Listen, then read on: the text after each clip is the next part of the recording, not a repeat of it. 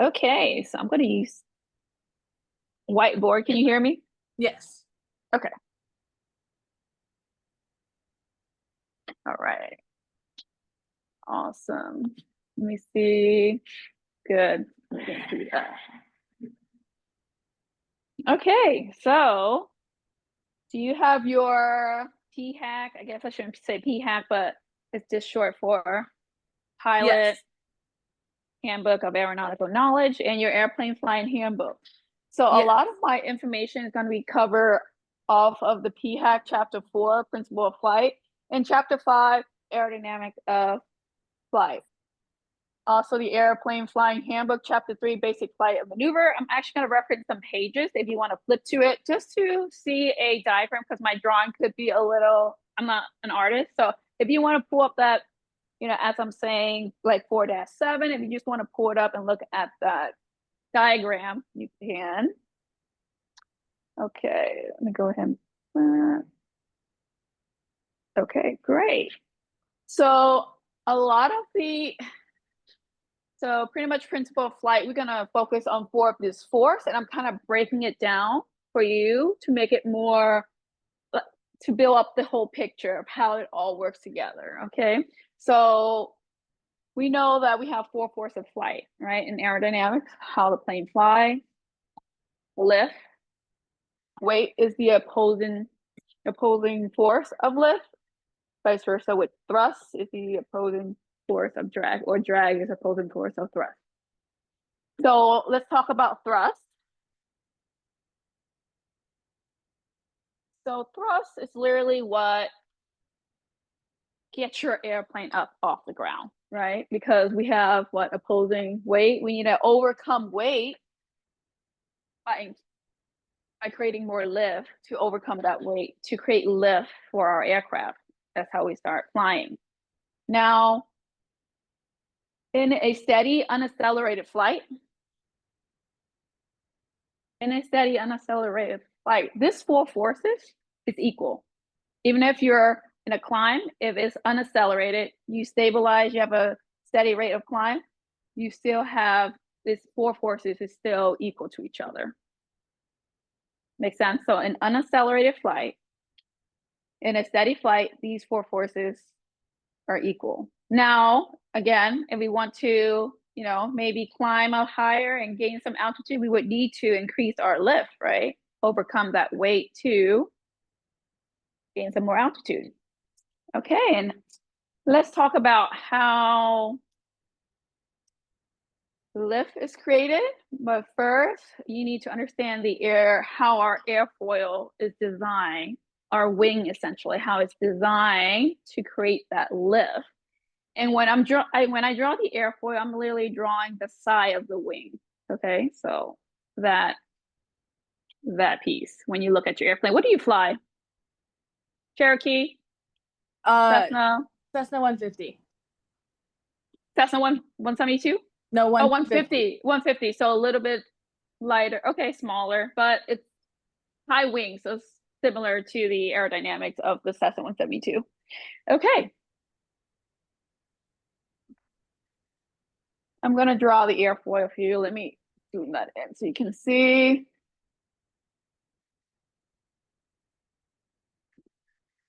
That's your airfoil. Right here, you have what's called the leading edge. Toward the back, you have something called a trailing edge.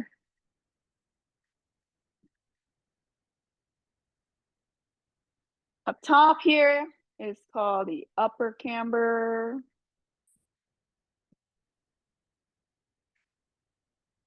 And if you take the leading edge and the trailing edge, if you put an imaginary line straight through it, just a straight line straight through it, that's called a chord line.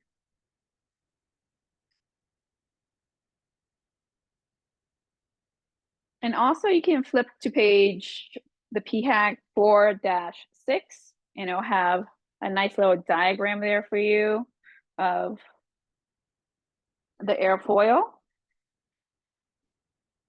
And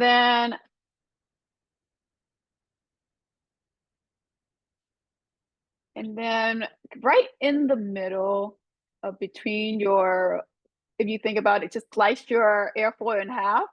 You have what's called the mean camber, kind of like just divide that that airfoil right in half. Okay, mean camber line. So far, so good? You're still with me with the airfoil? Okay, great. Now, I'm going to erase this real quick.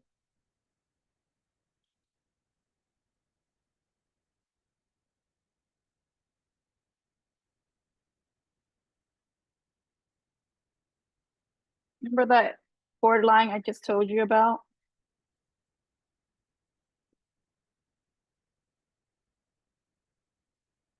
That connect the leading end and the trailing end, just an imaginary line.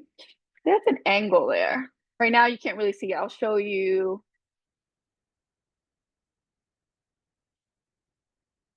We draw another, kind of like a invisible line. This is what we call the angle of attack.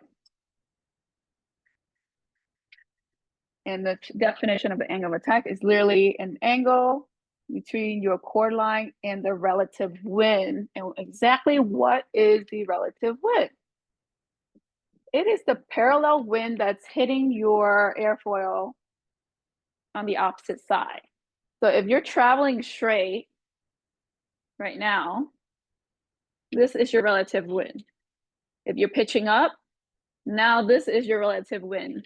If you're pitching up, that's your relative wind. If you're pitching down, that's your relative wind. The wind that is hitting your path of travel, parallel and perpendicular opposite side of your airfoil. Okay? So that's the relative wind. Now, we talk about the angle of attack. We talk about this as your relative wind, right?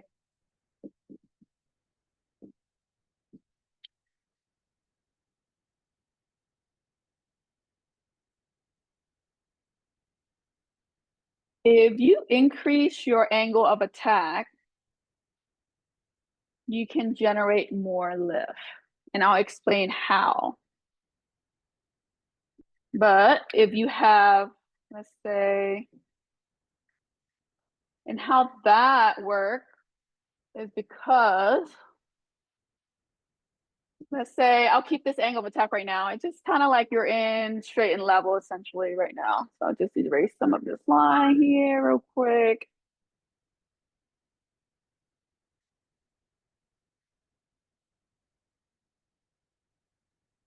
So there are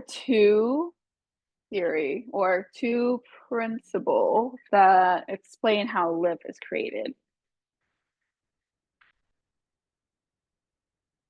I can never spell this. Bernoulli's principle.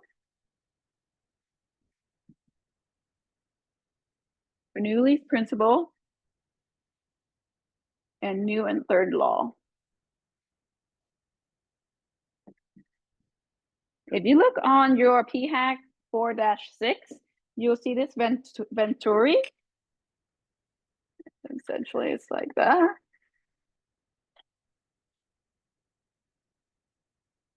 Bernoulli's principle stated that as you increase your velocity, fluid and air is interchangeable. If you increase your velocity, your pressure will decrease. So they did a little experiment. Bernoulli did a little experiment. He put pretty much some, let's say, you look at the diagram, you see that, let's say they put some fluid, some fluid through this Venturi, through this little thing is called Venturi right here. They notice that the pressure and velocity and pressure is kind of just doesn't change in this part, right?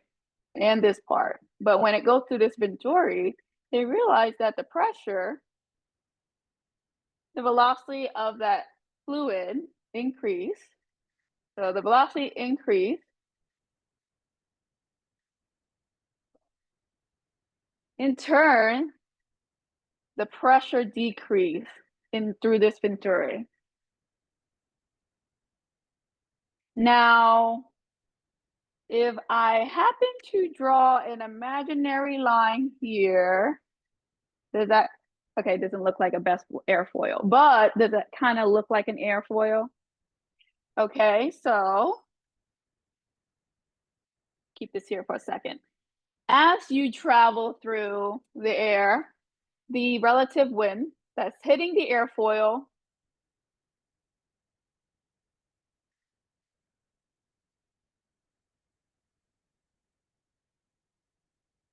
kind of look like this.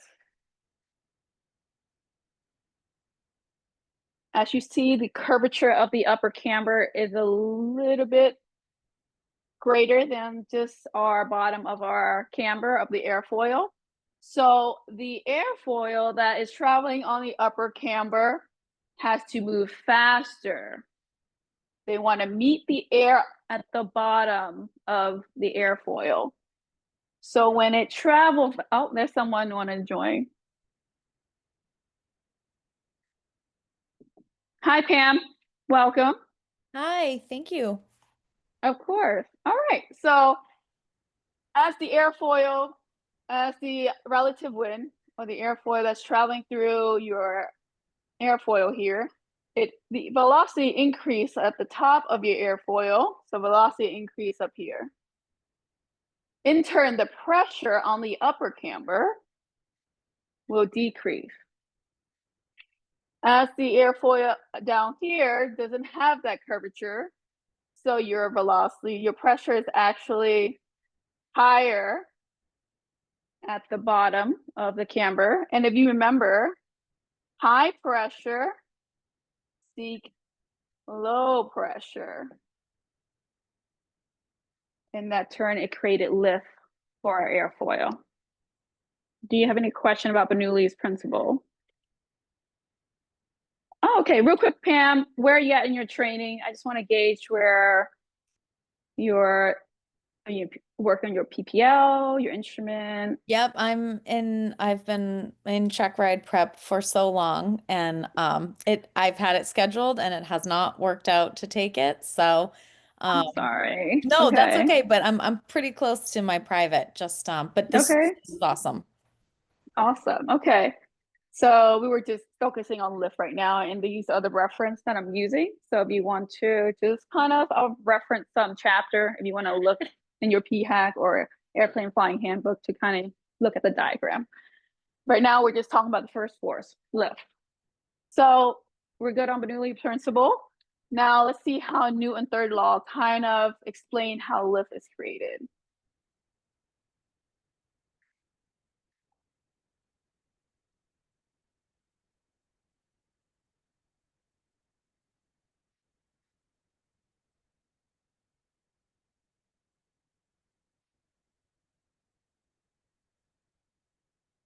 Just to read for Pam real quick, right, Pam? So this is the leading edge. I kind of read through that out. Leading edge, trailing edge. Now I talk about the chord line connecting the leading edge to the trailing edge, and pretty much the angle of attack is the angle between the relative wind and the chord line. So it's in the relative wind, it's pretty much any wind airfoil that is parallel to your airfoil, the opposite direction of your air travel. So this will be your relative wind. If you're pitching up, your relative wind is actually that. Relative wind, if you're pitching now, it's this. And if you're straight level, that. Okay, now we'll talk about Newton's third law. Newton's third law to state for every action, there's an equal opposite reaction. So same thing, you're traveling through the air. Here's your airfoil through the airflow through your airfoil. So the action on this is that as the airflow over your airfoil, create that downwash as it's coming in toward the trailing edge, that downwash. And remember what I just said? High pressure, the low pressure. So that downwash created this downward force or downward. Let me draw that a little bit better in red so you guys can see. So the action here is your downwash, a down force. The reaction is the upward lifting force. So that's the action, and this is your reaction. And it's actually gonna look better if I actually do a little pitch up for this airfoil. So there. Just quick question. Can you guys see their whiteboard okay? Is it too small? You guys see? No, it looks good. It looks good, okay. Okay. So I just want to draw it in more like a pitch so you can see the downward force, downwash. So that's your action, reaction, upward lifting force. Okay. Any question about Newton's third law? Okay, great. All right. Okay, remember how I talk about that angle of attack? I'm gonna show you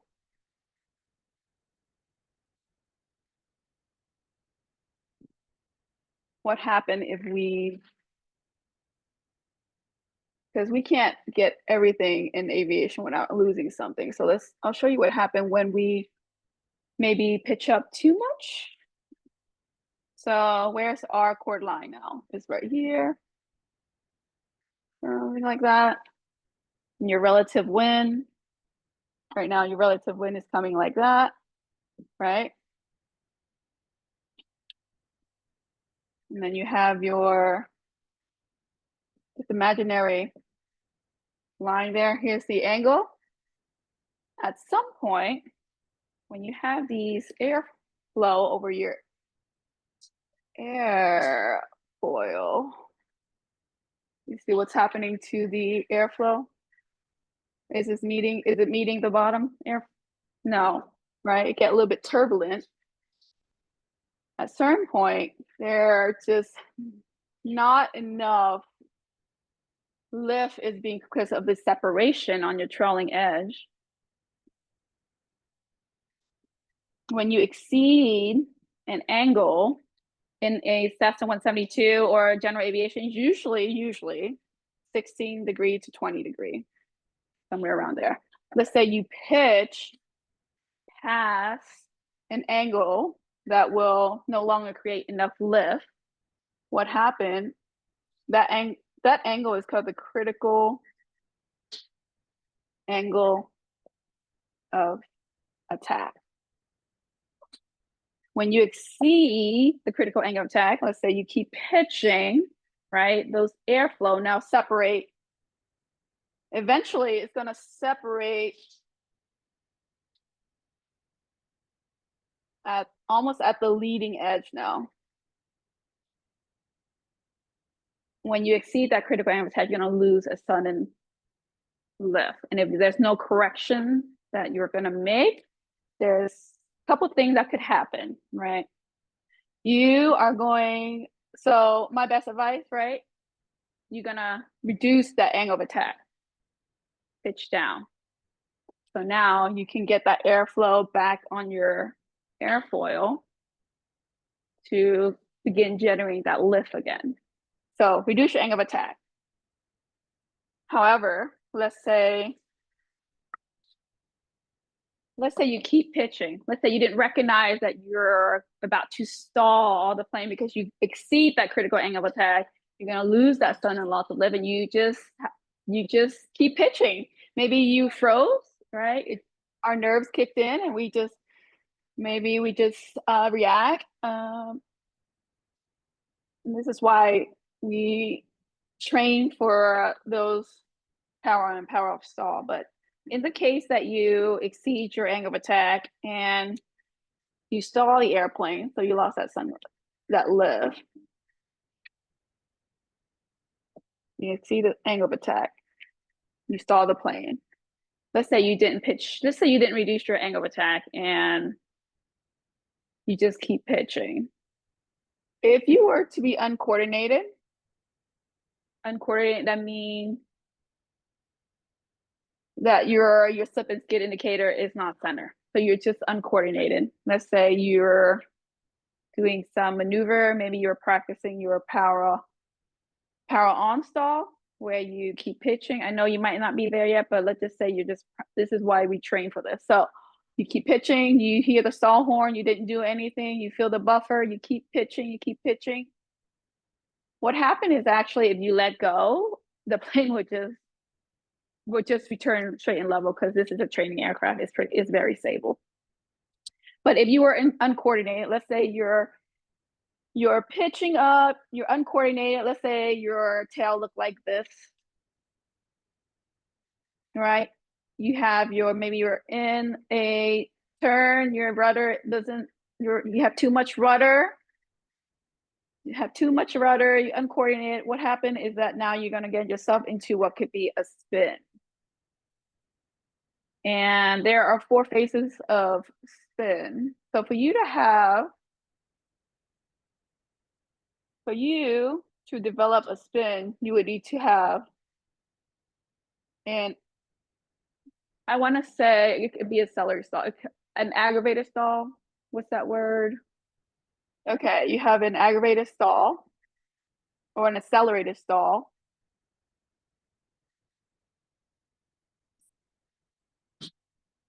That means you're like in a turn, you're uncoordinated.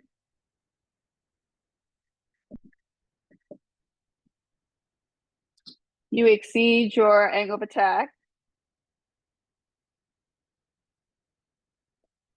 Your critical angle of attack, clarification. You exceed your critical angle of attack. You're uncoordinated. You're already in the stall. You didn't reduce the angle of attack. You keep pitching. You're uncoordinated. Now you've got yourself into what's called a spin. And there are 4. I'll leave that up for you for a second. There are 4 phases of spin. The initial, the incipient, the full develop,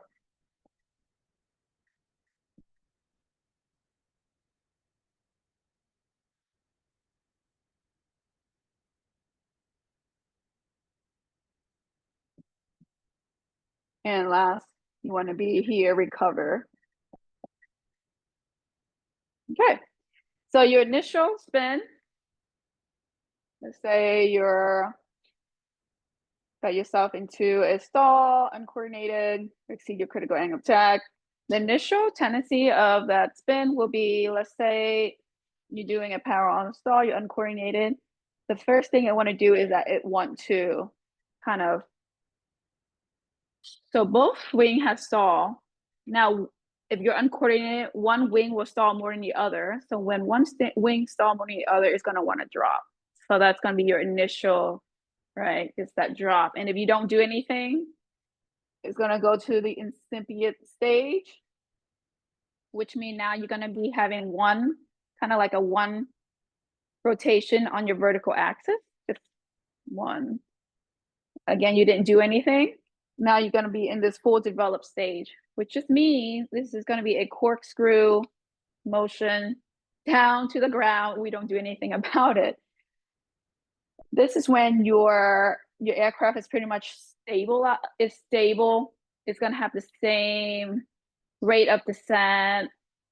This is when you know you're in full developed spin. Essentially, it's just steady rate of this rotation and descent. You can look at your airspeed and it's just in a steady state. So if that's okay, we're going to recover by using this acronym. Can I erase this? Okay. Spin recovery.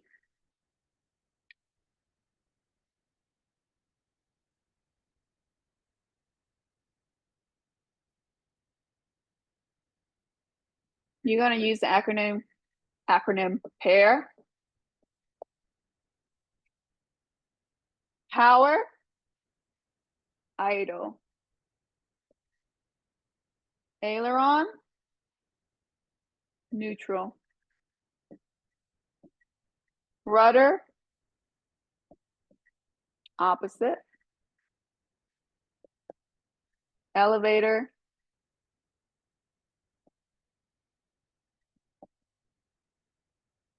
briskly forward. Okay, so use your pair. If you find yourself in a full developed spin, power idle. So bring your power out, because that that prop wash that's coming out from your propeller could essentially cause your elevator hitting your back elevator, which causes your nose to kind of pitch up, and we don't want that, right? We want to break. Remember, we're in a spinning state, and we also exceed our critical angle of attack, so we want to actually break it by pitching down. So remove that power idle, aileron neutral. So don't do anything, just make sure your aileron is neutral. It doesn't do anything here. It could actually exacerbate your spin if you use a neutral, because if you use your aileron, because the first thing, right, your instinct, you're in a left corkscrew spin, the first instinct you're going to want to do is what? Like driving, right? You're going to want to yoink the aileron to the right, but that's going to make it worse. It changed. I'm not going to get into in depth because you're starting out PPL. I don't want to confuse you, but just keep your aileron neutral. We want to have equal amount. Pretty much we're trying to level out this aileron to have kind of the same angle of attack on both of them, because right now one has a higher angle of attack than the other, which causes it to stall more than the other, right? Because one is now producing less lift. Rudder opposite. This is how you're going to get yourself out of that rotation. Left screw, cork and screw. You realize you're spinning to the left, so what are you going to do? Slam on that right rudder, and this will stop your rotation. Boom. Now what? Remember about that critical angle of attack? Where's your relative wind right now? It's actually here, right? It's not like your horizon. It's right here. We need to break that stall by pitching down, reducing that angle of attack. Once you get out of once you break that stall, you can just transition. You can just neutralize your rudder now. Your rudder, just neutralize it and come out straight and level. Hi, Taylor.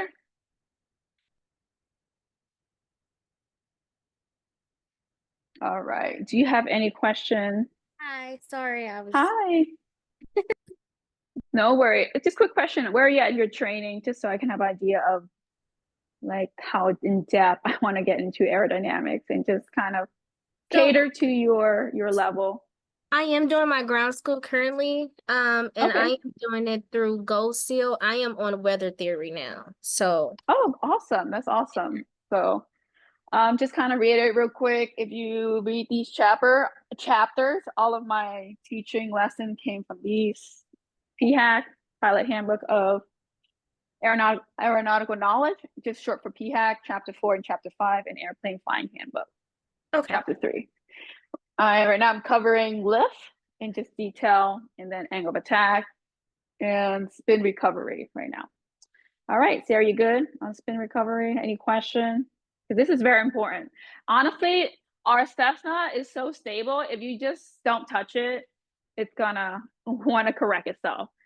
When you're trying to do stuff, trying to get out using aileron and pitching up, that's when we get in trouble. So just if you let go, it will just kind of straighten and level out itself. It's very stable. And you will notice when you're trying to do like power on and power off stall, it's very hard to even put our plane into a stall because of how stable it is. Okay, now we're done with lift. Before I moved on from lift, I do want to show you a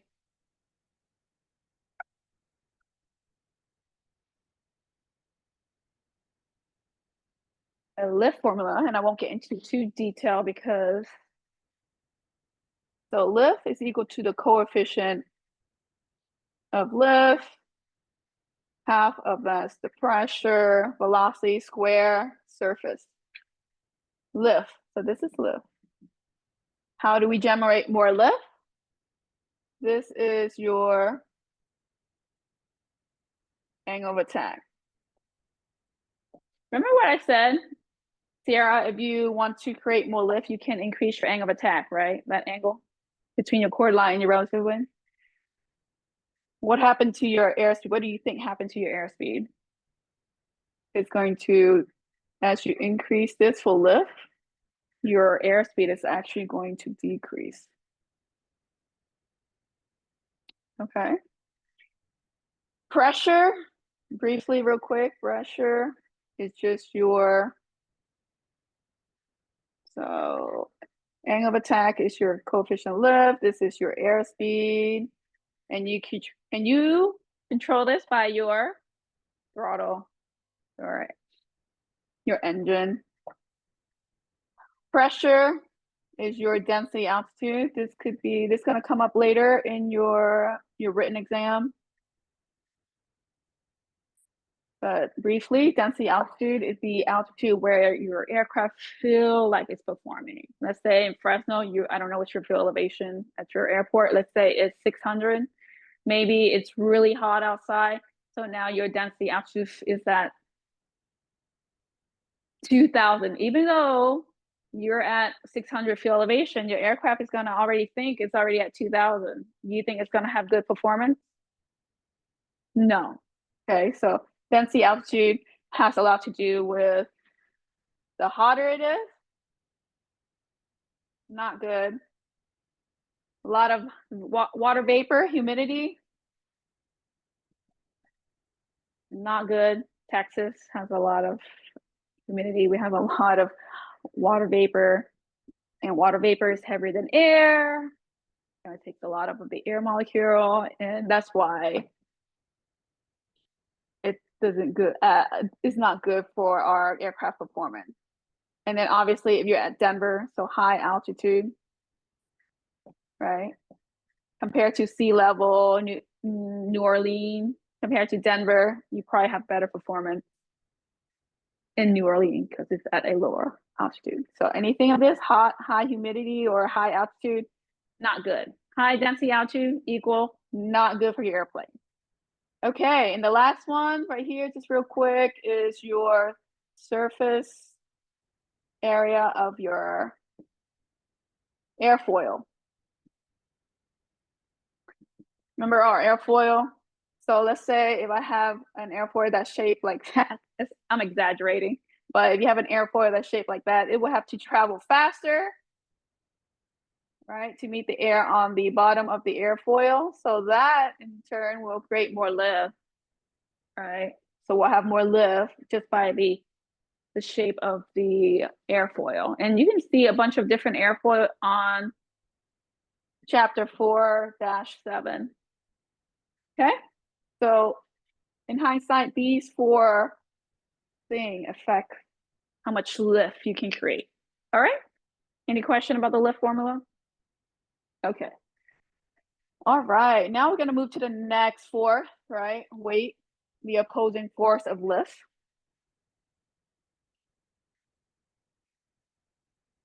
And weight is essentially the whole aircraft. The gravity that's pulling us down, how much we load in this, how much fuel we have in this aircraft, how much we weigh, how much baggage we're going to bring on this aircraft. That's all of our weight, right? It's going to want to bring us down unless we create more lift to keep us up on the ground. Okay, and with weight, when you're in this, if you're looking if you're looking at the kind of like the back of the plane, so you're looking at like the aircraft like this. Let's say you're just in straight and level. Let's say your Cessna 150 weighs 2,000. So it weighed 2,000. 2,000 pounds. How much lift do we need to generate to keep us, we don't want to climb, we don't want to descend, we just want to stay in straight level. We would need to generate 2,000 pound lift, right? Okay. Now, what happened when we're in a turn? Let's say, Phil, you're looking at the aircraft from behind. Here's your little main wheel. Here's yourself. Let's say you're doing a 45-degree bank. What do you think happened to that lift now? Your plane still weigh.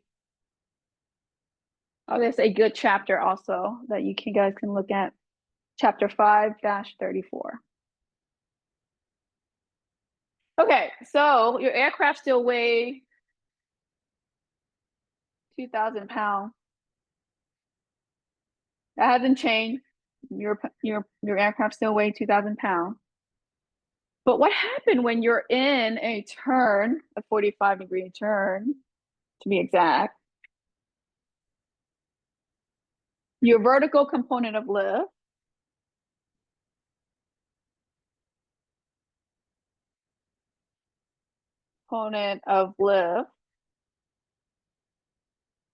is not generating 2,000 pounds anymore because it has transferred some of those force or those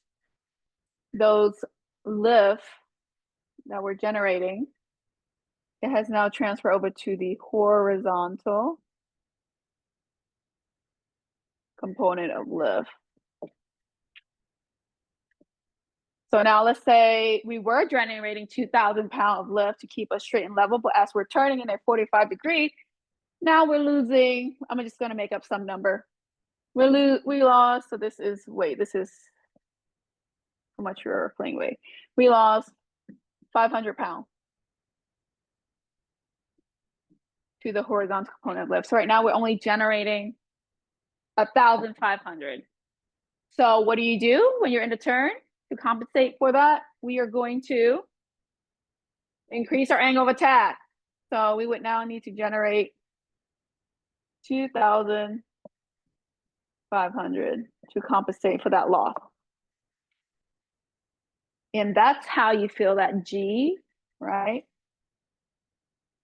Now, what we have here is we have to generate enough vertical component of lift to compensate for that loss and to the horizontal component of lift. So this is the resultant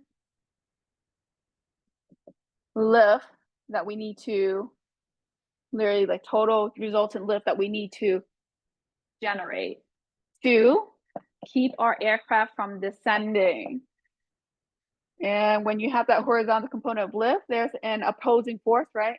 We have a Newton's third law for every action, there's an equal opposite reaction. So since we have that horizontal component of lift as we're turning, we have to overcome our centrifugal force.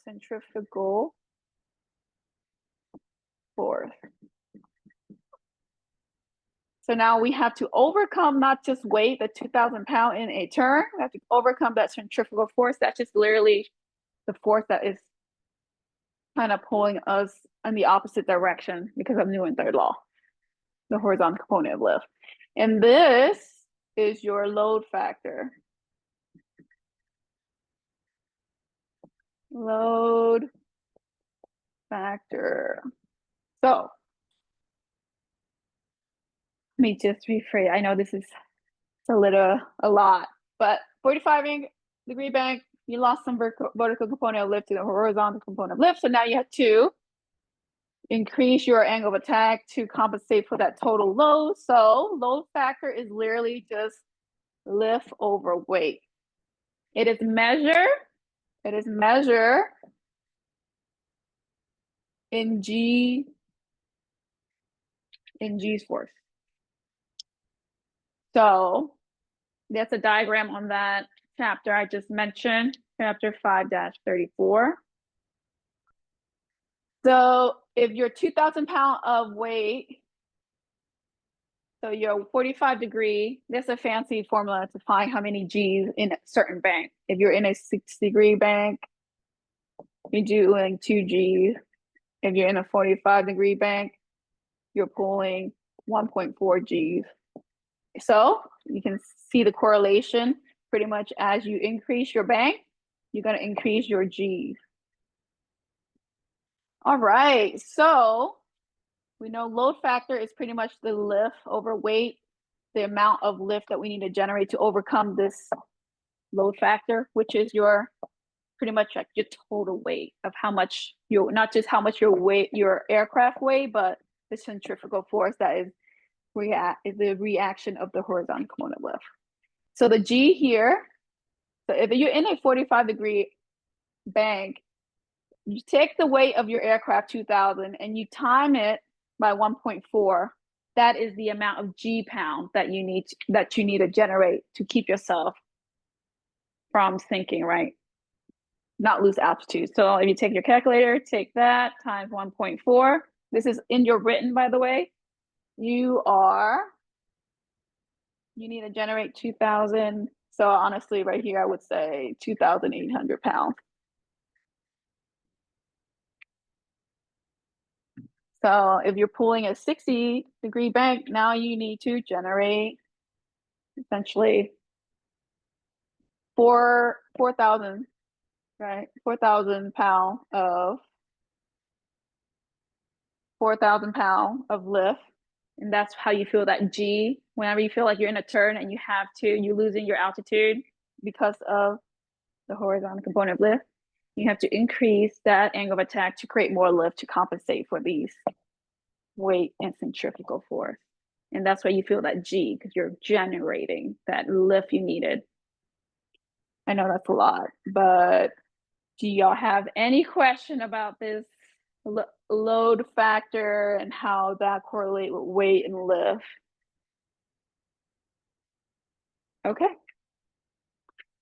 So there is a limit in your POH for each aircraft. There is a limit on the load factor, the G that you can pull. We're not an aerobatic aircraft. In the Cessna 172 and the Cessna 150, you have a limit on that load factor, because if we could have just pulled any G, we're probably gonna pretty much, for fun, we can pull all the negative G's, but unfortunately that will destroy the aircraft. So in your POH, there is a limit on these G. There's a limit on your, and I highly suggest you find out what that limit is for your positive G and your negative G. In the Cessna 172, I believe in the Cessna 150 as well, the positive G is 3.8 G. That's the amount of G you can pull without structural damage. Negative 1.72 G is the amount of negative G you can pull. Again, and this is actually in the normal category.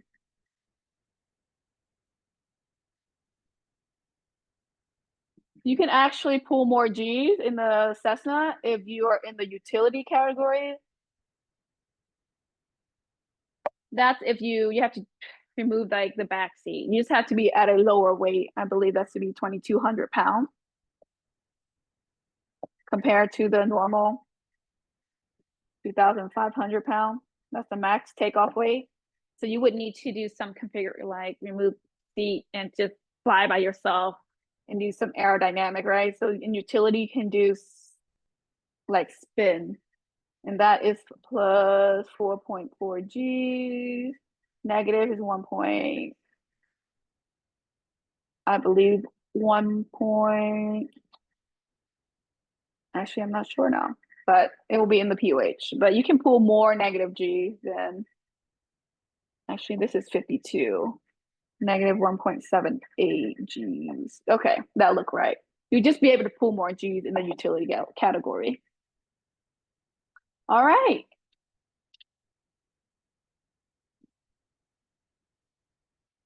There's one more thing we need to cover under weight is our maneuvering speed, our VA. And it kind of tie in with your load factor and how much G you pull. So your maneuvering speed, VA is your maneuvering speed. Maneuvering speed. And this is the speed that if you stay at or below, you will stall the airplane before any structural damage. So let's say you are 2,500 pounds. The VA for 2,500 pounds, the max is 105. So I want you to copy this formula down because you need to, your VA will always change. This is why it's not on your airspeed indicator, because your maneuvering speed will change based on how heavy your airplane is or your max takeoff weight is. So the formula is your VA is equal to the square root, the max 105, the square root of your max, your current takeoff weight. So you calculate, you add all of your weight up, your current takeoff weight.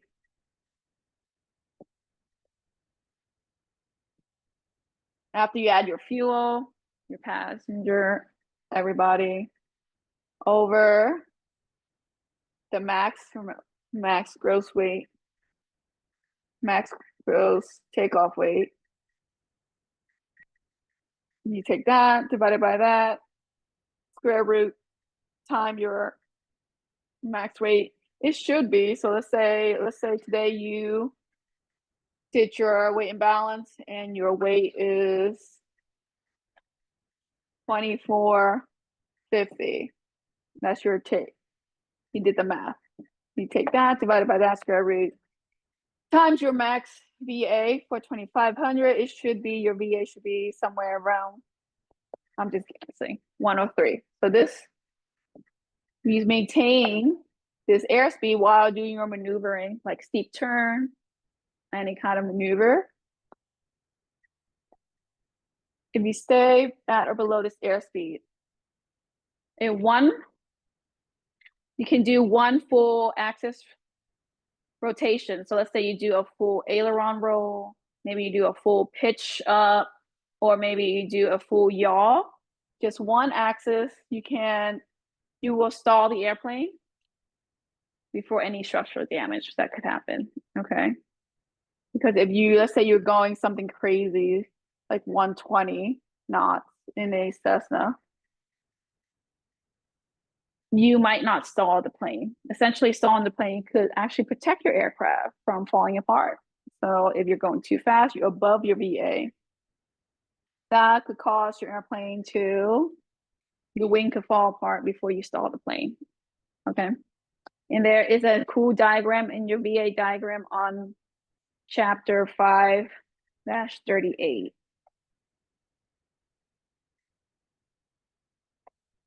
That cool little diagram.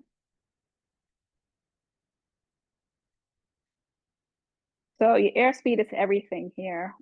If you see the green, we want to stay in this green area. This is like our normal range area, but you can see if you pull too much, you can see the max G here. You can see the max G on here, 3.8. Anything out of that's gonna be structure damage. Anything below your negative G that you pull gonna be structure damage. But we need to stay within our airspeed, right? Which we calculate based on what our takeoff weight is. Okay, do you have any question about maneuvering speed? You're doing great, Sarah. Bear with me. Okay.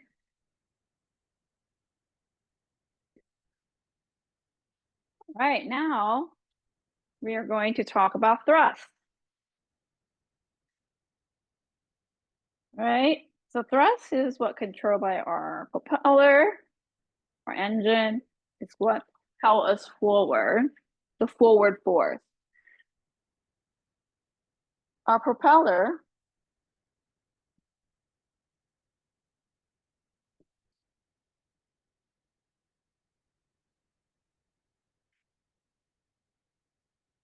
generate what's called a propeller. Does give us that forward force that we need to move forward, generating more lift. If we increase our RPM, it does cause us to have turning tendency.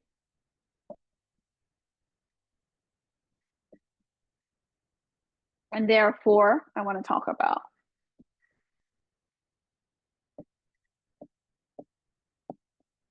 you have what's called an asymmetrical or a P factor. It's also known as asymmetrical symmetrical lift. Second one is torque. This is going to be based on Newton. Third law again. Third, you have spiraling. Spiraling. Slipstream. The fourth is gyroscopic precession. Okay, I'll explain each one. So this is caused by your propeller. You notice your propeller is twisted just to create that uniform lift. Because if you look at your propeller, the outside of your propeller here, all right, this outside of your propeller has to travel at a greater distance compared to the little hob. The inner side of your propeller have a smaller radius to travel, so it help with the uniform lift generating. The propeller is actually twisted. Okay, P factor. Remember when you need, I know you have a couple hours, remember when you start taking off, you need a right rudder, and this is why. Because of P factor, the asymmetrical lift. So because your descending blade, okay, now you look at the propeller, it's spinning clockwise if you're facing inside the cockpit. The descending blade will generate more thrust because it grabs on bigger bite of air than the ascending blade. So the descending blade grab more bite of air, create more thrust, has a higher angle of attack, which causes more thrust. In turn, that ascending blade compared to the ascending blade. So that asymmetrical lift that's being caused by the propeller generating lift causes your plane to yaw to the left. Torque, Newton third law. For every action, there's an opposite equal amount of reaction. So let's say this is your propeller. You're facing inside and you're looking at your propeller. It's spinning clockwise this way, right? So what is the reaction of that? The reaction is the opposite, that it want to roll to the opposite side. And that is why we need to add a right rudder, because of that torque effect. Okay.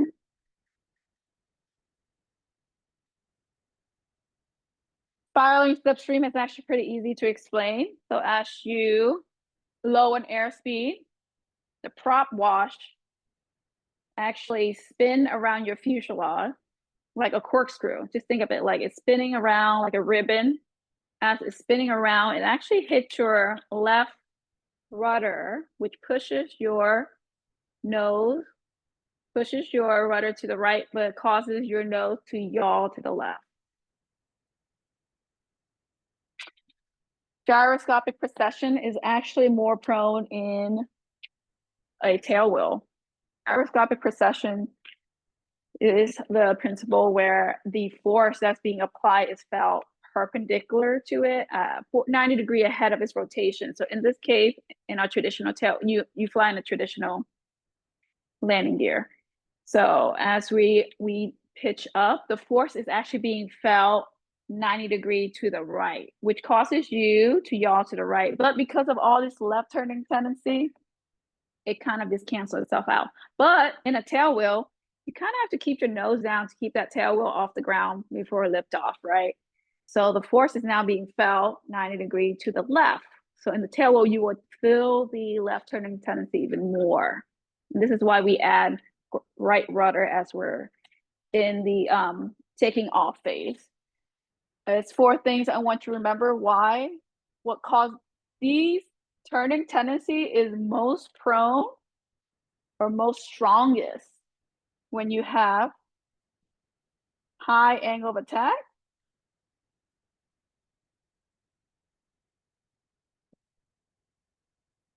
you have low airspeed,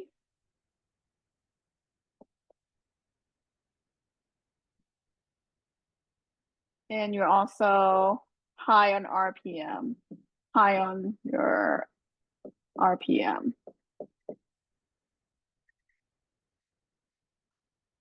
Oops, I didn't mean to put that, correction. Low airspeed, yes, high angle of attack. Okay, so this is what during your, pretty much your takeoff phase. And this is why during takeoff, we need to add that right rudder. Because we're low on airspeed, we're slow. We're slow. We're just now starting off trying to gain some RPM, some airspeed, right? So high in RPM, whoop, slow, and high angle of attack because we want to generate that lift to climb out. And this is when it's very strong. The left turning tendency is very strong in this phase during takeoff. All right.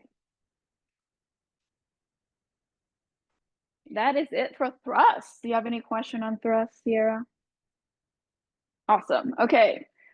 Last one on drag.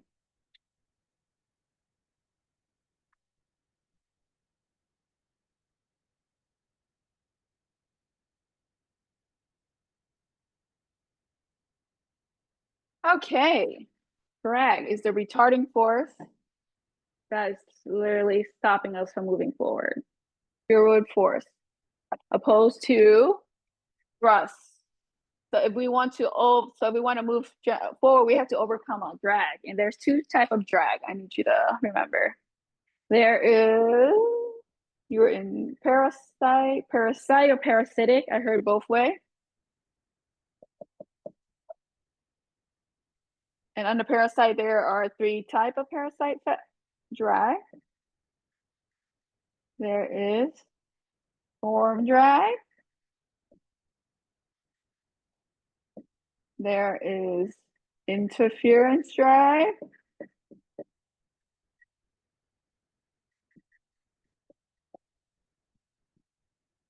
And there is skin drag. And then the second one is your induced drag. Okay, parasitic or parasite drag. It's pretty much when you travel, if you ever drive through, when you're little, you put your hand out in the window. This is parasite drag. It's that form, right? How your aircraft is formed. Look at how bulky we look traveling through that air. It's literally just catching on the air and trying to stop us. But if you think of a fighter jet, the form is more, right? More, I guess, not as bulky, not all these struts sticking out. Very just smooth flying through the air like, oh.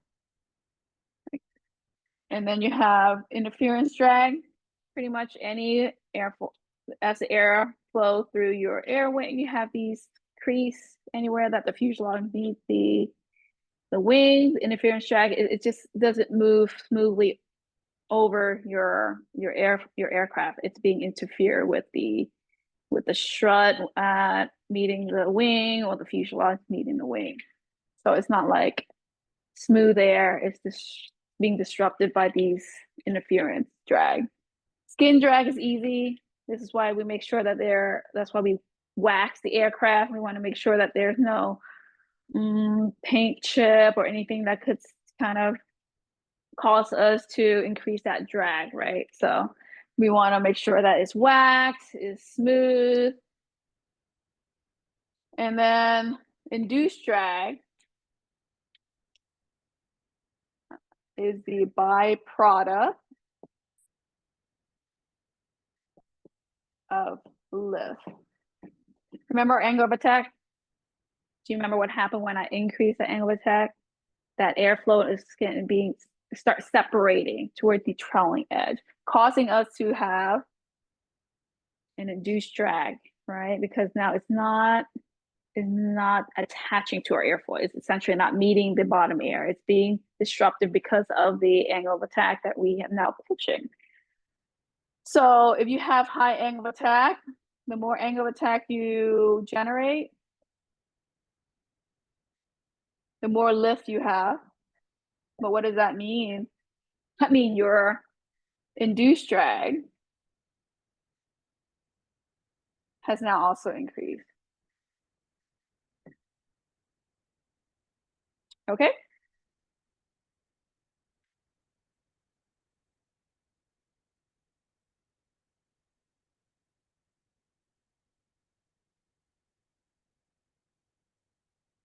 So there is a graph I want you, if you want to look at this, it's on chapter 5-5.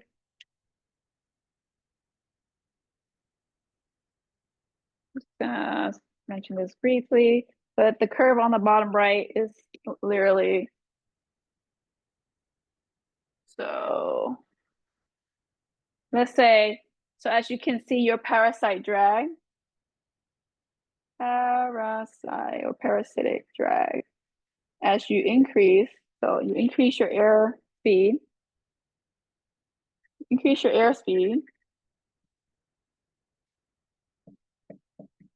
your parasite drag increases. That's why I have that exponential line. But the opposite is actually true for your induced drag. As your airspeed increase, your induced drag decrease. So as your airspeed increase, your induced drag actually decrease.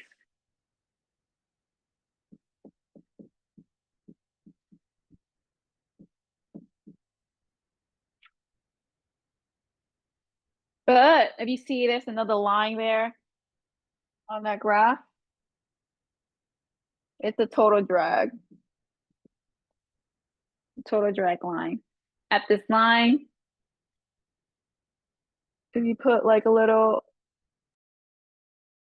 this is literally the best where you reduce the reduced drag and the parasite drag, where you'll be able to get your VG, your best glide speed. At this VG, your glide speed, this will give you the least amount of drag. You'll be able to travel the furthest distance with the amount of altitude loss. So let's say you lose your engine. This is why they want you to pitch for your best glide speed, because you'll lose the least amount of altitude, but gain the furthest distance that you can travel. Okay.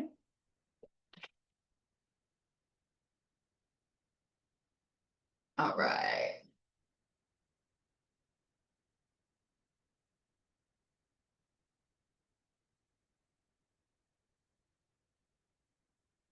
Now, let me see. Let's talk about wake turbulence. Okay. Can't talk about wake turbulence without talking about wingtip vortices. Wingtip vortices, you're looking behind the airplane again.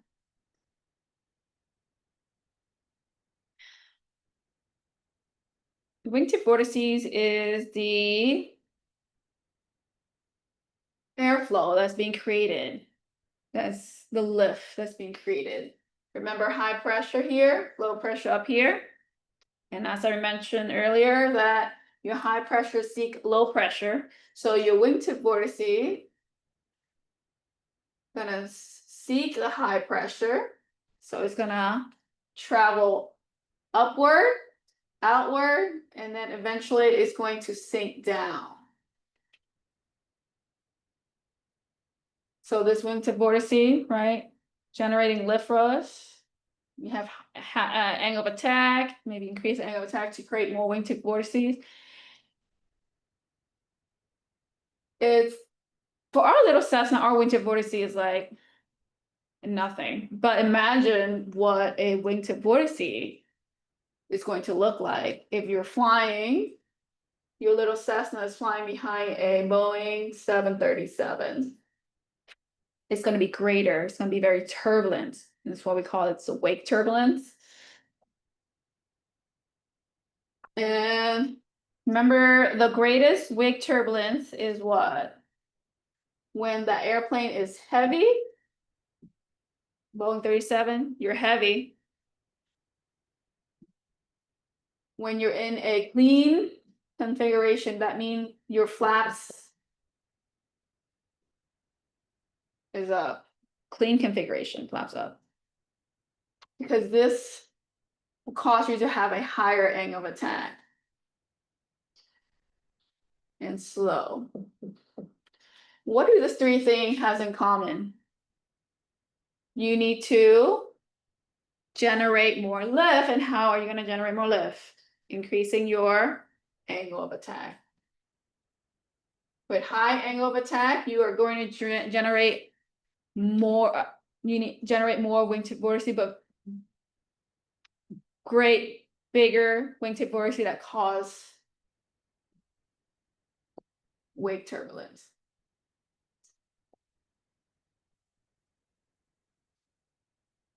Because if you're heavy, you need to overcome weight, right? We talk about that. So you need to increase your angle of attack, which causes you to have more induced drag, also greater wingtip vortice. If you're in a clean configuration, you also need to have a higher angle of attack. And if you're slow, you're just starting off, right? So when are we going to be slow? When we're coming in for a landing and taking off. We have to increase our angle of attack, right? To generate that lift.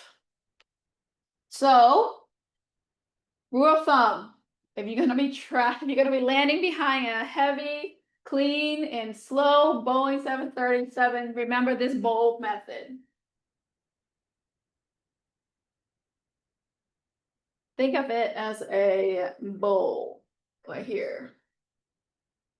This is the direction of travel for the Boeing 37. They're coming into land. Then they're taking off. That's your Boeing 737. You want to stay in the bowl. Here's you. Here's your little Cessna.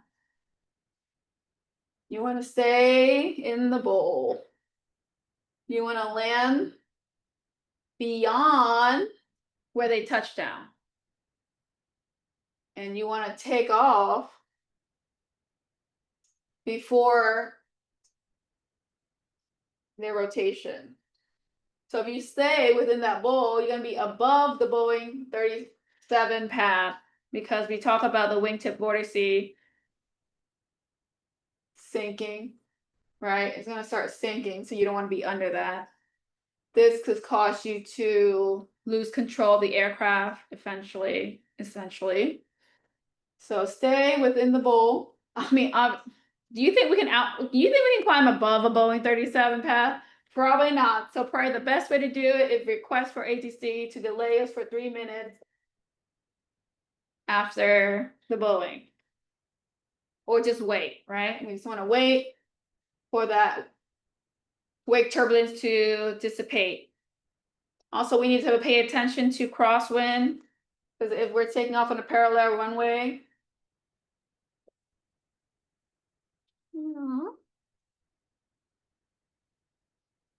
1-3 left, 1-3 right. If you have crosswind, that wingtip vortice could essentially travel over to your runway. Okay? And this is from the written too. If you have a quartering tailwind, that wingtip vortice will linger on the runway longer as well.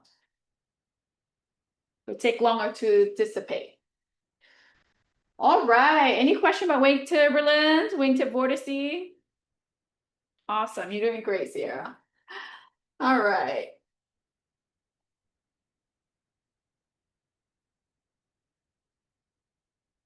All right. Let's talk about ground effect. Here's the runway. You're coming into land. Actually, I'm gonna draw you looking, you're gonna look behind the airplane. So this is you. This is the plane. You're a vertical stabilizer, essentially. Here are you. Remember how the wingtip vortice is created? High pressure, seek low pressure. Boop. Boop. So, ground effect. As you are a wingspan, you're coming into land. Here's your runway. As you're a wingspan from the runway. Your wingtip vortice is being interfered by the surface of the earth, water or ground. It's not being fully developed. It's being disruptive. So what does that mean? That means that you now have experienced a decrease in induced drag, which caused you, doesn't mean that you generate more lift. It just means that you experience a reduction in induced drag, which caused you to float, give you that floating sensation because the wingtip vortice isn't fully developed, right? Remember, wingtip vortices gonna cause us to have induced drag if there's more, greater, bigger wingtip vortices. In this case, it's not being completely created because of the interference from the ground. So that's why you have a reduction in induced drag momentarily, causes you to have that floating sensation. This is why we have to anticipate that ground effect as we're coming in, because it's not going to want to land right away. It's going to want to float for a little bit. And that's during what? Landing? What happened during takeoff? It's going to want to lift off. You feel like you have that performance, like it's going to want to lift off, but you're in ground effect. So don't lift off until what? You hit your correct rotation airspeed, or else you thought you just gained some lift because you have that floaty sensation and you pitch up, it could cause you to what? Sink back down because you didn't have enough lift. It was just that false sensation of you floating on the runway. Okay, question about ground effect? All right. Now we have to talk about adverse yaw.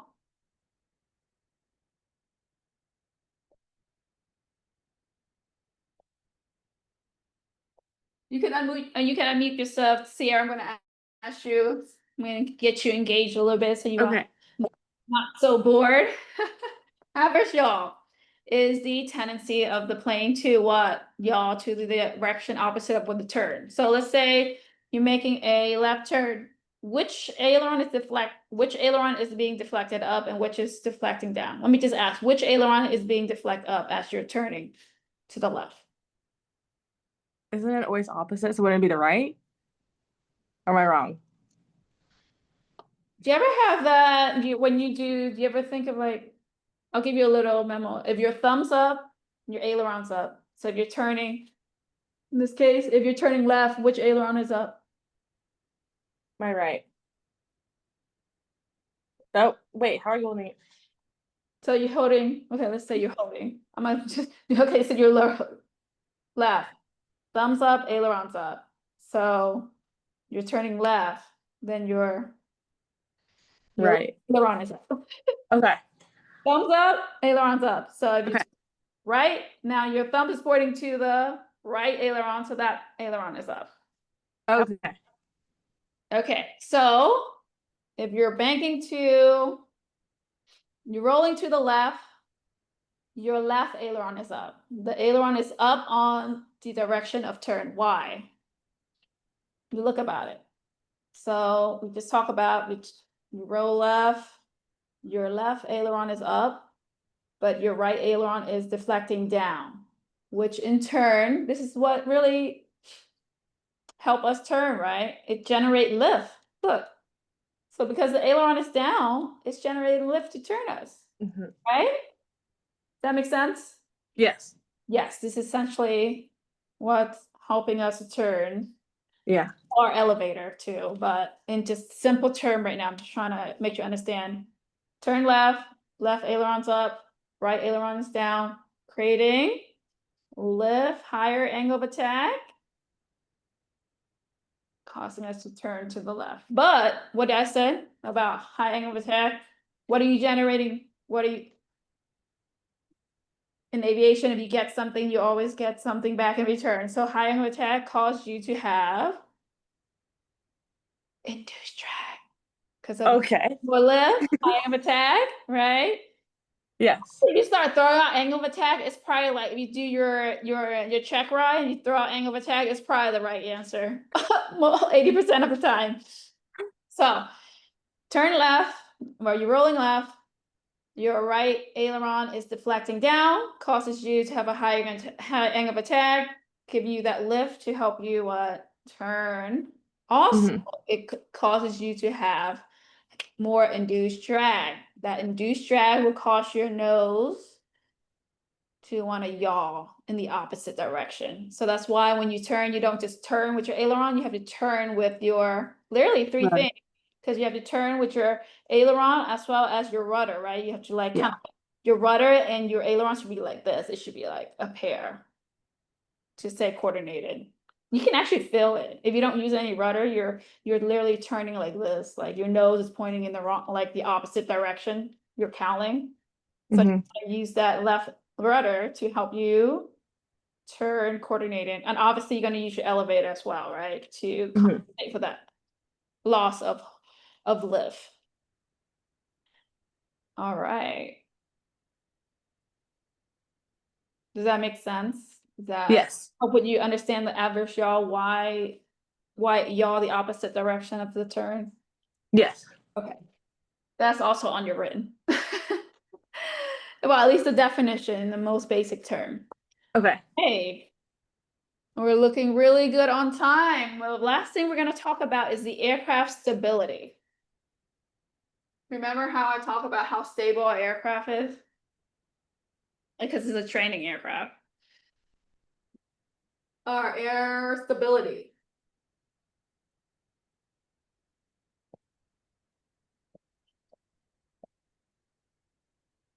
Okay, what is stability? There are two terms. This is how stable our aircraft is. Essentially, if we don't do anything, how stable is it? It's gonna want to return back to its equilibrium. So there is maneuverability. Make sure it's okay. Maneuverability and controllability.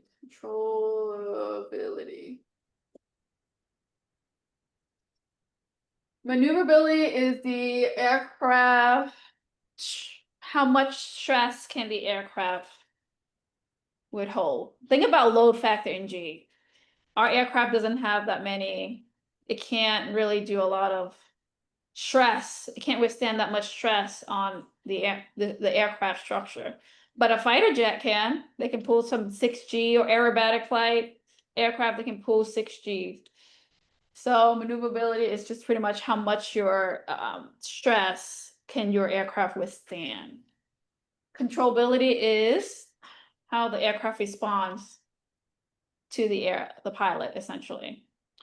Mostly I'm talking about rudder authority. When we talk about controllability, how responsive it is to the pilot.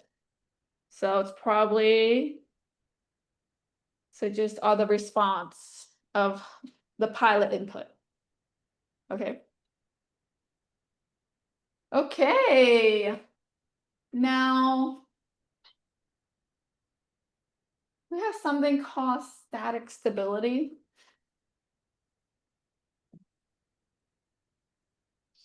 Static stability. Static stability, this means the ability of the aircraft to return to its straight and level flight once it's being disturbed by the outside force. That could be you, us, pitching up and down. That could be turbulence. Maybe you fly through some turbulent air and it's throwing you off your pitch or your pitch or your roll or bank. So I'll draw you out this graph. Hopefully will make a lot more sense.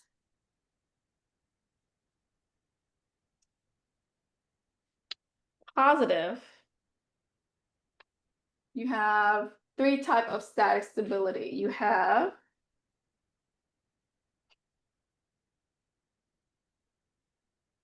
positive,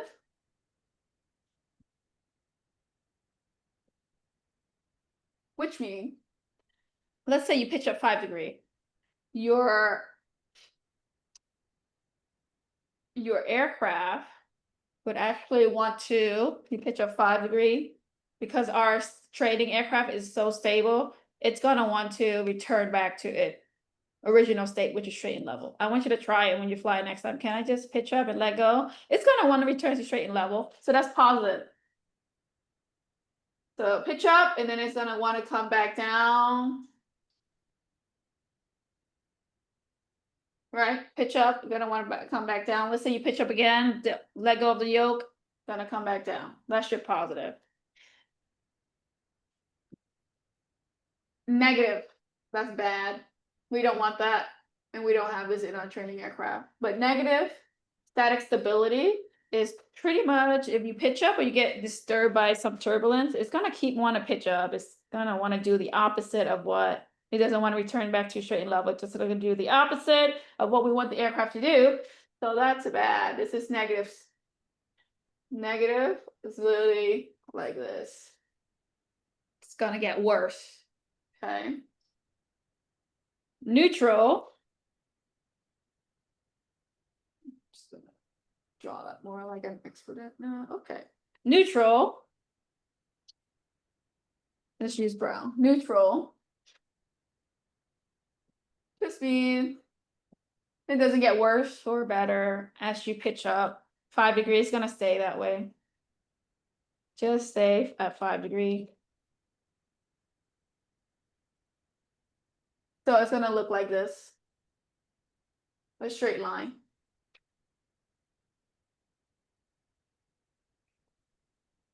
The second stability that I want to cover with you is dynamic stability. Dynamic stability also has 3 different types of dynamic stability. You have positive, you have negative,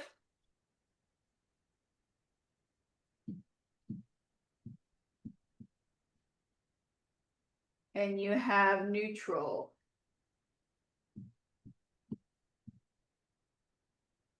Okay, positive.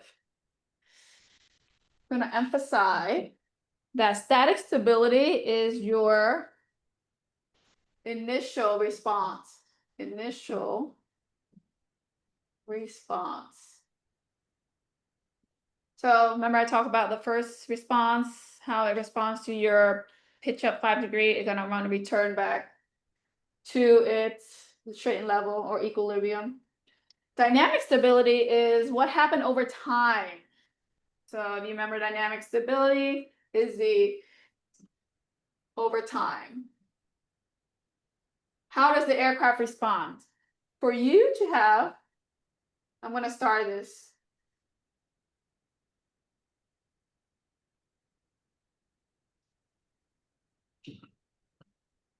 For you to have dynamic stability, you need to have positive static stability, and I'll explain why. You see this line right here? That's our positive, right? We pitch up, don't do anything, and we return back to straight and level. Pitch up, want to go straight back to level. So you need to have positive stability to have dynamic, because dynamic stability is what happened over time. Let's say you don't do anything, you just keep pitching up, the plane gonna wanna go back and return to straight and level. This is dynamic. Over time, it's just gonna fizzle out and just straight back to equilibrium. You're straight back to level. That's positive. We want this. What do you think negative happened? Still, you need positive stability. Let's say you come into land, maybe too fast, and you porpoise the plane. So now your dynamic stability over time, that oscillation is gonna get worse over time. You don't want that. This is when porpoising happened, right? This is your negative dynamic stability. The over time, how the aircraft respond over time. Neutral, that oscillation, that response to your positive static stability, it just stay the same. Doesn't get worse, doesn't get better, it just stay the same. Okay? So in conclusion, our aircraft is positive static stability. We are very stable. It's gonna want to return back to its original state if you don't do anything to it.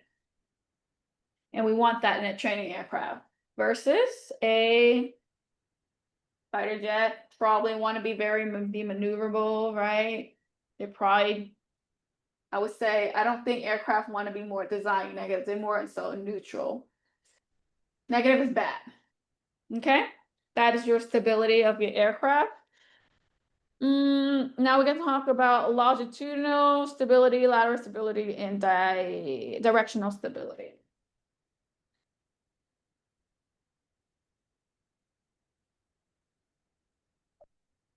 All right.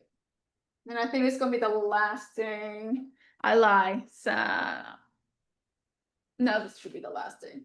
I was going to see if we have time to talk about center of gravity. Mm-hmm. We'll see. Let's see how should. All right.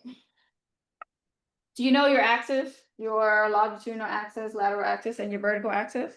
Yes. Okay, good. Let's start with your longitudinal axis. Which control your what? Not you quizzing me. Yeah, yeah. Longitudinal axis. What does it control? It what? That's Yeah, think of it like a stick. Just your longitudinal stability. What do you think it's controlling? bank. Yeah, roll. Yes, yes, yes. Your roll. Yes, your bank. Yes. Good job. Now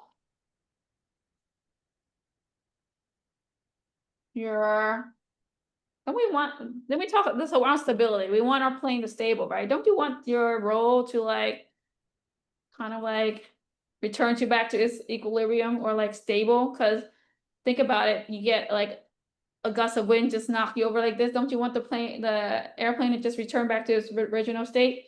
And this is what? It's gonna be it's gonna be opposite of your axis. So your longitudinal axis acts on you have what's called it's gonna be the opposite. Lateral stability. It needs lateral stability. Because I just show you, right? Look at your longitudinal, control you put a little stick. Mm-hmm. Longitudinal, it's control your roll. You want it to be lateral, right? This is your lateral stability. Okay, so if you think about it, like if you put like a pendulum on here, like a surfboard, that's your lateral stability. You want it to return to its original state. There are two things that your Cessna 150 has that helps with the lateral stability. That is, if I say dihedral, does that ring a bell? No. Okay, dihedral. I think I spelled that right. And the Q effect. This helps with your lateral stability on the longitudinal axis. Don't get it confused. Lateral stability on your longitudinal axis. Q effect. Okay, dihedral. If you look at your airplane, not so much on our high wing Cessna, but the tip of the wing has actually doesn't really, I want to be dramatic, but this is your plane. This is your wing. It's shaped like a V. It's more prone in a low wing, but for a high wing, you can barely see it. It's just slightly higher than the inner of the wing. So the tip of the wing is actually a little bit higher toward the base or the inner side of the wing, which give us a high angle of attack. Yes, if you say high angle of attack, you're correct. So let's say you fly and there's some gusts of wind to knock you over to your side. What do you think the high angle of attack is going to help you on this side? This high angle of attack right here is going to want to create that lift to bring you back to your straight and level. Yeah. Back to your straight and level flight, right? We don't want to fly like this. We want to be stable. Yeah. And the Q effect is a pendulum. Like your fuselage acts like a pendulum. It just kind of want to swing itself back, right, into its straight and level original state. Or you can think of like a surfboard. Want to bring it back to straight and level. Yeah. Yep. Or a boat, have that the fulcrum underneath the boat that want to keep it nice and on its lateral stability. Okay. Sum it up. Your lateral stability acts on that longitudinal axis, and it has this two Q effect in the dihedral, which is just the shape of your wing that helps it with lateral stability.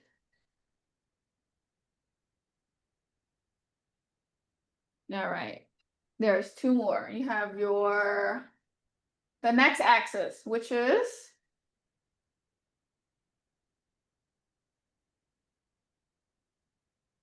put your little chopstick or your lateral axis. What? That one, Yeah. our pitch. Yeah. So your lateral axis. Number 2.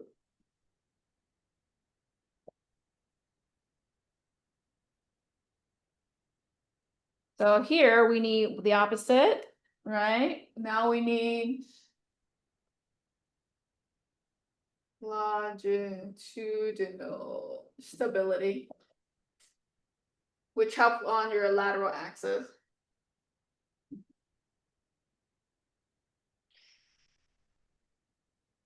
Pitch, right? This is your pitch. So if you put your hand here, this is what? If I can just balance this right here, what is this? This is your center of gravity. Think of it like a seesaw. So this is your plane.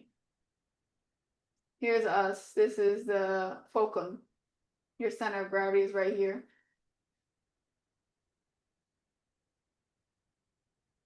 If we're nose heavy, let's say we just like me and a 300-pound instructor sitting in the front seat. Your nose wanna just nose heavy, just wanna do this. So, right?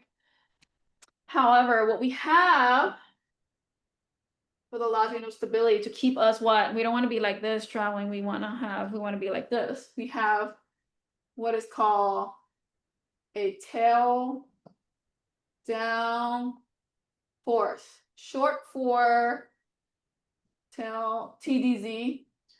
If you see TDZ, just stand for tail down force. We have what is called a horizontal stabilizer.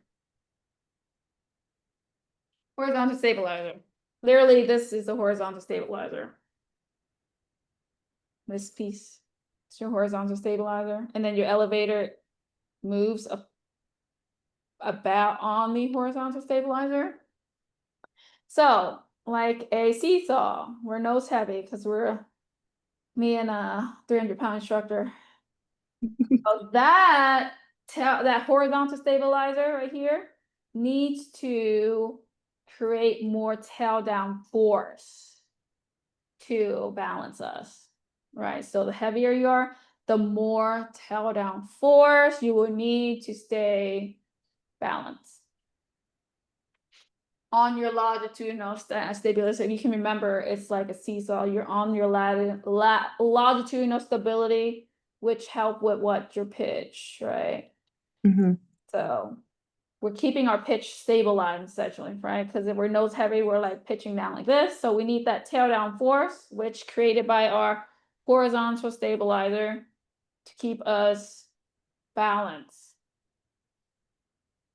Good. Yes. Okay. So if you want to think, the horizontal stabilizer is essentially like an upside down wing. Okay. Okay.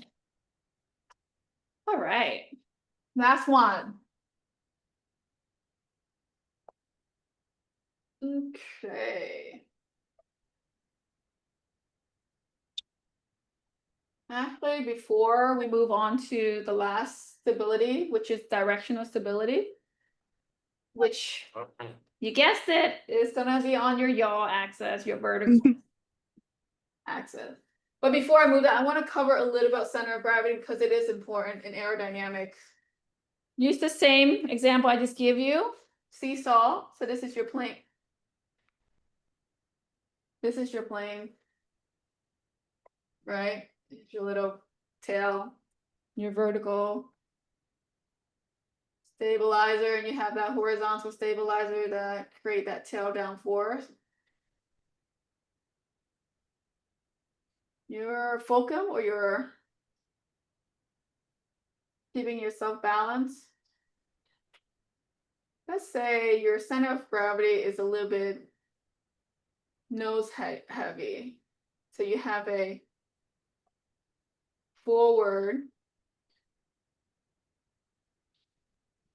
center of gravity. What do you think? How would the plane nose heavy? So kind of like this. Yeah. What do you think? Do you think we will be more longitudinal stable or unstable? More stable? Unstable. Wouldn't you want it right in the middle?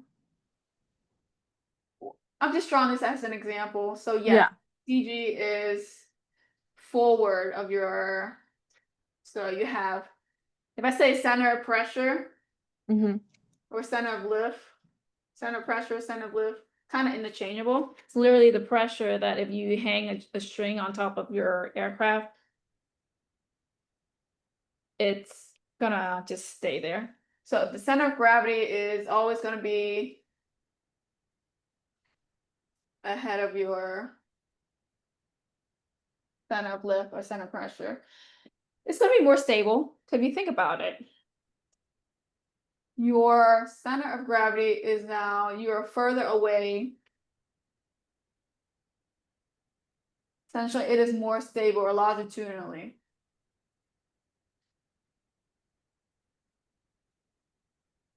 Because you're further away. You have a longer arm, right? Just more stable longitudinal. More stable longitudinal. 2, with a forward CG, what do you think happened to your stall speed? Like, where would you stall? Would you have a faster or slower stall speed? You would probably stall at a lower speed. No. Okay. Yeah, it'll be a higher stall. I'll explain why. So let's Okay. say your nose forward, don't you already need to like pitch up a little bit to create more lift Yeah. to stay straight and level because Mhm. your nose heavy? So Yeah. let's look at this. Your straight and level is like this. Your angle of attack.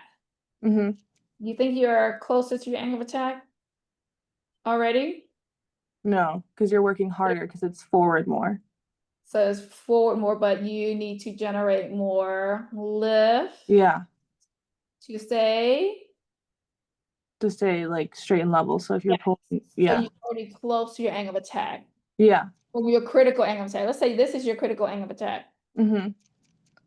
Wouldn't you be already close, already your critical angle of attack? So you would have a higher or a faster stall speed. Compared to an aft CG, let's say your aft CG. Mhm. Aft CG, you don't have to pitch up anymore. It's just already.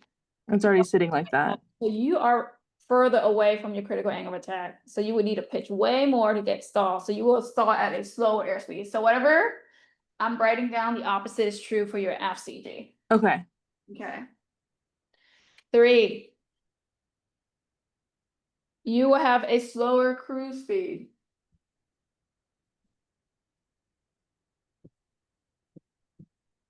Because of this greater tail down force to keep yourself balanced, it causes you to have more induced drag. Also, because you're at a higher pitch already, keep yourself cruising, right? Because we don't want to sink. So Mhm. we're already at a higher angle of attack. So we have more induced drag, which causes us to have a slower cruise speed. Right, because this is faster, right? We know this is faster. If we pitch up, we have a slower airspeed because we have a higher angle of attack. Remember, high angle of attack equals slower airspeed. Yes. I Yeah. lost you. I lost you. I lost you. I'm here. CG. I'm Okay. here. I'm No, trying to it's- soak it all in. Your face. Are you confused? Okay. It'll be less fuel efficient, obviously, because if you're less fuel efficient.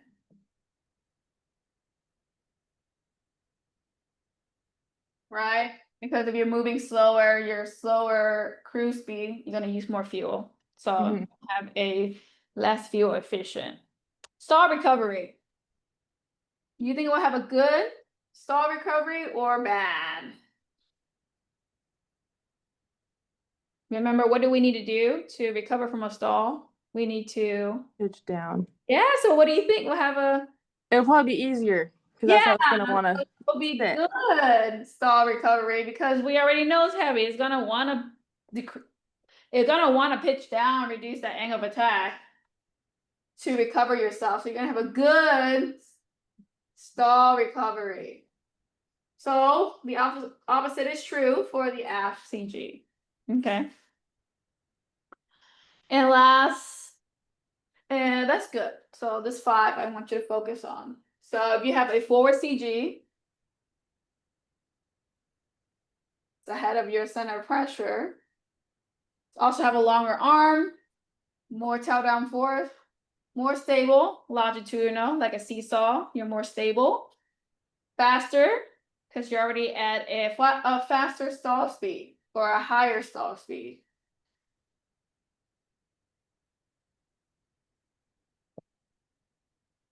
Because it's already close to your critical angle of attack because you have to keep that higher pitch to keep yourself off creating more lift because of that extra nose heavy, right?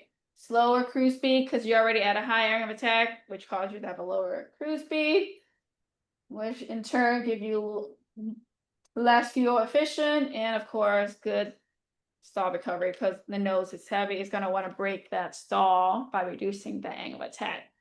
All right, last but not least, your directional stability. This is the third stability that you should know. It is going to be for your vertical axis, which control your yaw.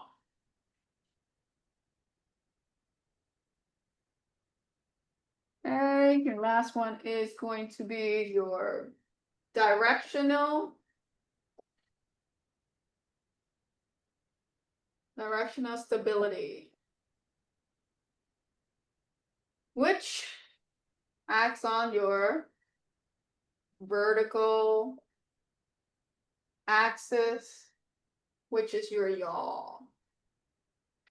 Okay, what we have for our vertical or our directional stability is our Rudder. vertical stabilizer. Woo. This big fin. This big fin is your vertical stabilizer, and the rudder is attached to it. So you have a vertical stabilizer, right? We have that horizontal stabilizer for our lateral stability. Correction, your horizontal stabilizer for your longitudinal stability, and your vertical stabilizer, which is that fin, is for your directional stability, which just mean it acts like a weather vane. You ever see that chicken? So let's say you're traveling like this and the wind is coming this way. Let's say you're traveling like this and the wind is coming essentially this way. It's going to want to hit your vertical stabilizer into the direction of the wind, because we want to travel into the wind, right? For that relative wind, airflow over your airfoil, lift, all that good stuff. So acts like a weather vane to keep you in your directional stability, the direction of the wind. All right, that's it. That is your aerodynamics. Yay. I hope you got something out of it, and just, I know it's a lot, but I hope you got a little bit of everything that's going to be really important for you throughout your whole aviation training. Yes, it was very helpful. I took lots of notes. Awesome. Do you have any question? No, I don't think so. Okay. This was really good. I'm really excited. This was really helpful. I appreciate it. I love that. And you're gonna look at those 3 chapters to help you more if you need more information. But I'm also gonna give you a YouTube video to watch. Go watch, if you haven't already, go watch Okay. Free Pilot, Free Private Pilot Brown on YouTube. There's a whole lesson on there. It's free, and it's by this guy that has a gorilla. If you see a gorilla, it's Free Private Pilot on YouTube. You literally just type up Free Private Pilot Ground. Okay. Pop up. It's the gorilla guy. And Okay. awesome. Very good. Thank you. Welcome. You have a wonderful evening. It's so nice to meet you, Sierra. You too. Thank you so much. Welcome. Bye-bye. Bye.